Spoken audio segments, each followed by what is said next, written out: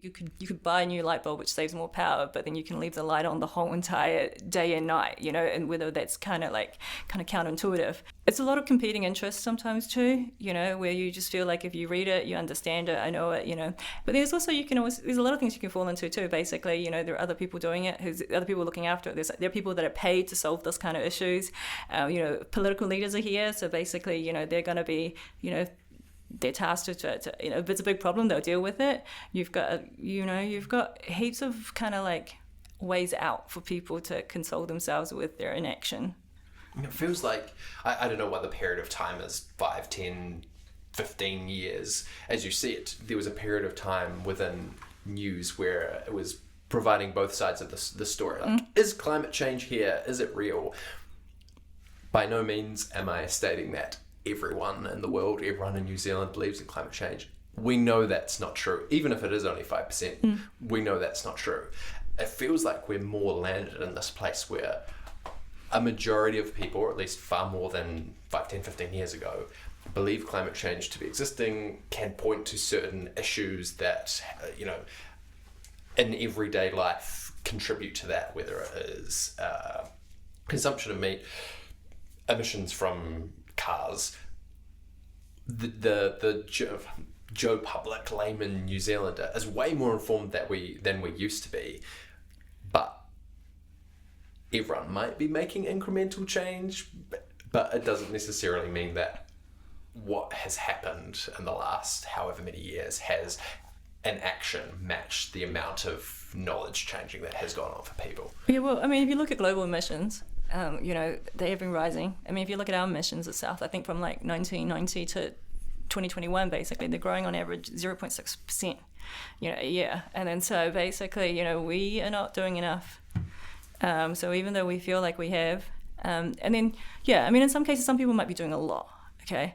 And then so, the question is whether or not, as a society, as a country, are we doing enough like now in terms of, and then if we're not, how can that be made more easy?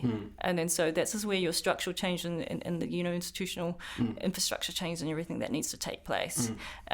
Leaving it up to the individual, while it's important, is possibly not going to get us there to where we need to get. Yeah, and that's one of the in your research you point to a whole lot of reasons, both from other academics who've pointed out the different reasons, traits, why it's difficult to engage with the climate crisis, and you also, in your own analysis, sort of provide your own list. One of those reasons that you provide is that people can understand and care a lot and still do very little, and that can be for a whole lot of reasons.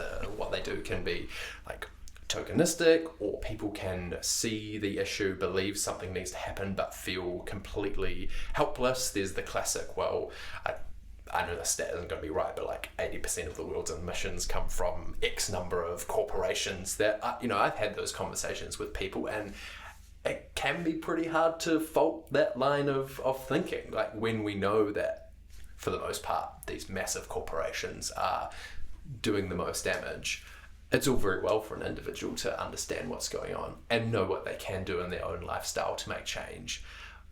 But that, I think the words you describe as environmental melancholia, that idea that like, it seems so terrible that even if you're pretty informed, it's kind of understandable that you might feel like you can't actually make that much of a difference. Yeah, no, it's true. The future is pretty bleak. And then like I would say, obviously, like, I'm a pretty pessimistic person, right? But still, like, I'm here 6-7 o'clock at night on a Sunday, still trying to talk to you. Yeah, still talking to you about it. And then so that's the thing too. I think it's important, regardless, like, climate change is kind of shrouded in a lot of negativity, and rightfully so. But it doesn't have to be just that. Yeah. The future's still up in the air. Yeah, sure, it looks pretty bad and everything, but I still think that there's an opportunity for change. Yeah. And there's a lot of opportunities for a lot of different kind of change. And so I think it's important to kind of see it as also a chance for a different kind of future. Yeah.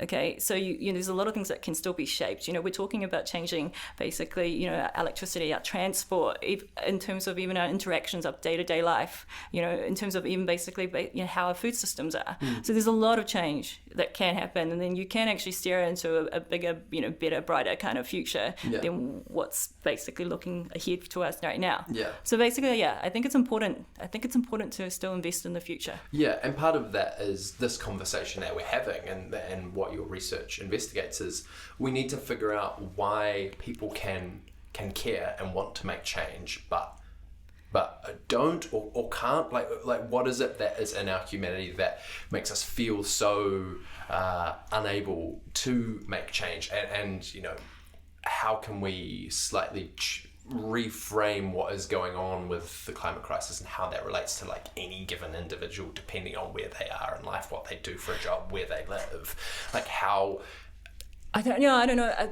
Because I don't know, when you say that, it makes me think of this line, from Stanley Cohen. We're talking about like just having the news attention on it is not the same as having like the audience are basically reading it. Yeah. Then it's not the same thing as the audience understanding it. Yeah.